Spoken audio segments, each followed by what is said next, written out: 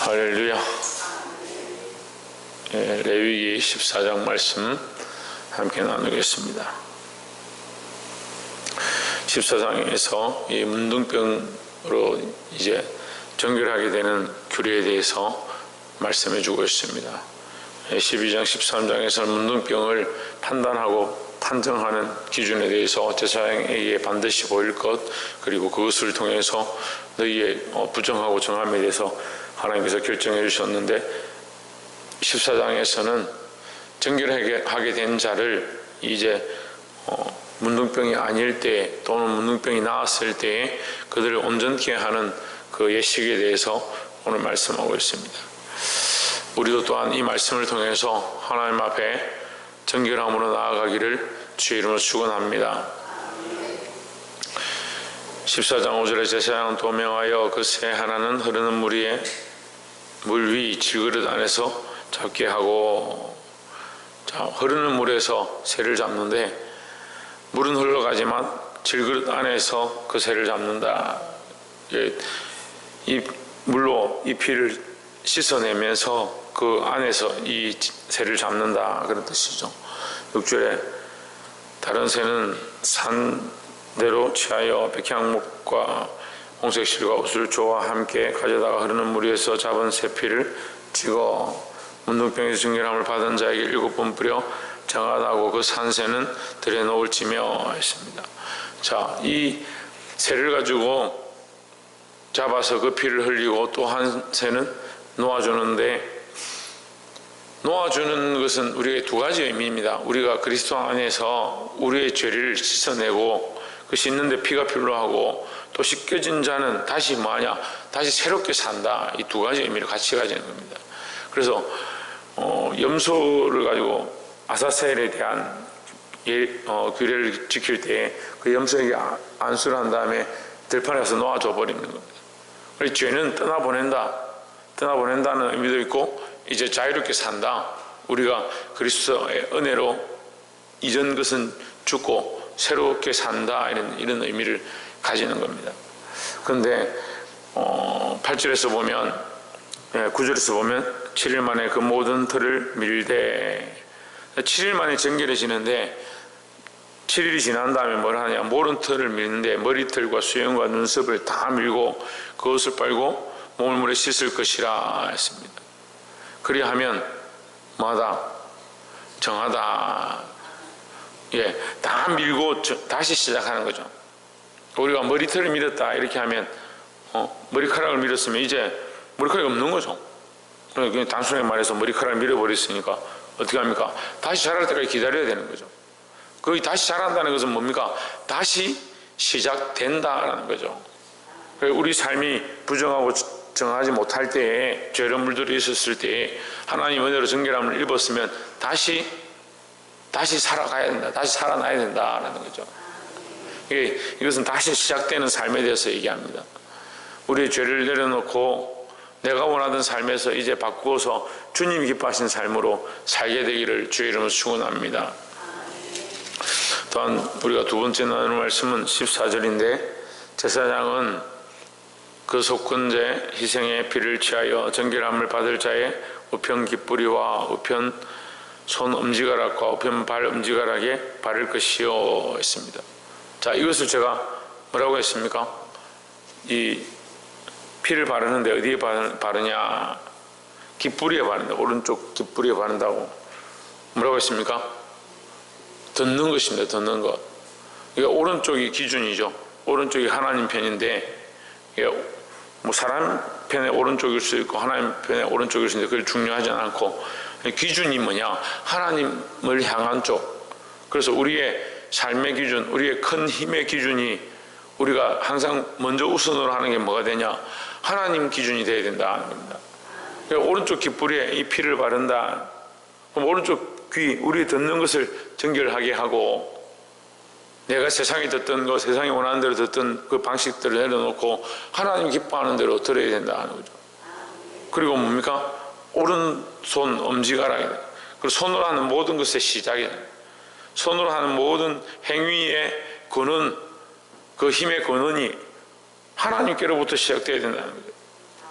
그 내가 원하는 것으로 살지 말고 이제 피를 발라서 정결케 했으니까 이제 듣는 것도 주를 위하여, 행하는 것도 주를 위하여 하기 시작해야 된다는 겁니다.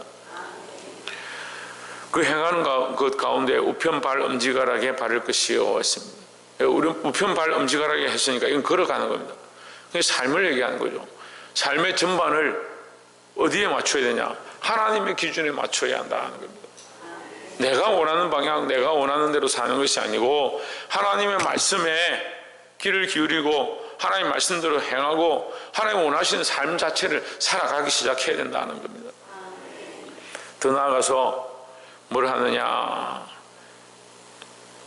15절 제사장은 또 한 녹의 기름을 취하여 자기 좌편 손바닥에 따르고, 기름을 손바닥에 왼쪽 손에다 따르는 거죠. 왼쪽 손에 기름을 따르고 오른쪽 손으로 어떻게 하냐? 이걸 찍는 겁니다. 찍어가지고 이 기름으로 뭐 하냐? 16절에 보면 오른쪽 손가락으로 좌편 손에 기름을 찍어, 이 손에 기름을 찍어 그것을 여호와 앞에 7번 뿌리고 나서 17절에 그 손에 남은 기름을 제사장의 정결함을 받은 자, 깨끗하게 된 자에게 어떻게 하느냐? 피로 깨끗하게 함을 입었죠. 14절에서는 피를 바를 때 뭐 하냐면 속죄한다는 거예요. 죄를 씻는다 했고, 그죠?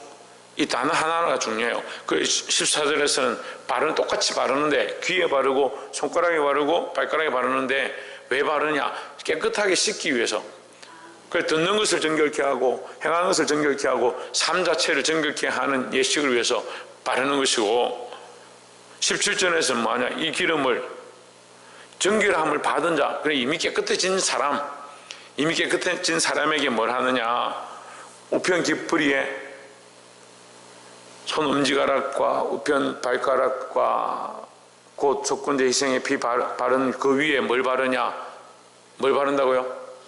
예, 피 바른 그 위에다 기름을 바른다. 그 정결케 된 사람들은 정결케 된 것으로 끝나는 게 아니고 뭘 하느냐? 이 기름은 성령을 얘기합니다. 그러니까 우리가 죄 씻음을 받고 나서 여전히 내가 원하는 방식대로 살면 그건 죄 위에 죄를 더하는 거예요. 정결함을 입었는데도 여전히 내 생각대로 사는 게 아니고, 하나님 우리가 뭘 하기 원하냐? 정결케 되었다면 이제 네 뜻대로 살지 말고 하나님 뜻대로 살아라는 거죠. 그래서 그 길을 받아서 성령의 인도함을 받아라. 네 의지와 네 생각으로 살지 말고 성령의 기름 부으심으로 살아라 하는 겁니다. 그러니까 정결케 된 그 자리 위에 기름을 다시 바른다. 그래서 내가 그리스도의 피로 정결함을 입었다면 이제는 내가 사는 게 아니고 성령의 인도함을 받아요. 성령의 인도함을 받아요. 성령의 인도함을 받아서 정결하게 되어지고 더욱 주를 위해 사시는 저와 여러분 되시기를 주의 이름으로 축원합니다. 마지막 세 번째로 34절에 보시면 내가 내게 기업으로 주는 가나안 땅에 너희가 이른 때에 있습니다. 자, 이러한 것들을 언제 행하느냐? 너희 광야에서 사실은 이런 예식이 크게 필요한 것이 아닙니다. 다시 말하면 제사가 광야에서 필요한 게 아니죠. 광야보다 어디냐? 너희가 가나안 땅에 들어가서 살 때다 이 말이에요. 다시 말하면요, 우리의 이제 신앙의 관점의 방향들을 봐야 되는데 우리가 믿음으로 삽니다. 믿음으로 산다는 것은 이미 뭡니까? 이미 뭐요? 믿는 자의 삶이다. 그리스도가 함께하는 삶이고, 더 나아가면 이건 가나안 땅의 삶이야. 우리는 지금 가나안 땅에 들어와서 살고 있는데 가나안 땅에 들어와서 어떤 삶을 살아야 되냐? 믿음의 삶을 살아야 되는 거예요. 그러면 가나안 땅에 들어와서 예수를 믿고 살아가는 자들에게 이미 천국에 간 게 아니잖아요. 지금 그리스도가 살지만 뭐가 있냐? 삶으로 몸부림쳐서 싸워야 될 수많은 일들이 있습니다. 그러니까 교회 안에 예수 믿는다는 삶을 시작한 자들, 그 사람들에게 뭐가 있냐? 죄의 모양들이 있다. 그러니까 너희가 그것을 이게 정말 죄인가 잘못되었는가 이단인가 악한 것인가 그걸 구별해서 골라내고 찾아내고 그게 하는 게 문둥병을 골라내는 거고, 그게 문둥병이면 어떻게 하라? 씻어내라. 제사를 들여서 그 피를 씻어라. 씻고 어떻게 하라? 씻고 어떻게 하라? 예, 기름을 바르라. 기름을 바르라. 길을 바라는 건 뭐예요? 성령의 인도함을 받으라. 그래서 이것은 어디에서 행하는 것이냐? 34절에 내가 내게 기업으로 주는 가나안 땅에 너희가 이런 때에 했으니까 가나안 땅에 들어가서 사는 하나님의 백성으로서 사는 자의 모습에 대해서, 사는 자의 그 예식에 대해서 가르쳐 주는 겁니다. 특별히 오늘 이 본문에서는 뭘 얘기하냐면 43절에 돌을 빼며 집을 긁고 고쳐 바른 후에 색점 20에 북발하거든.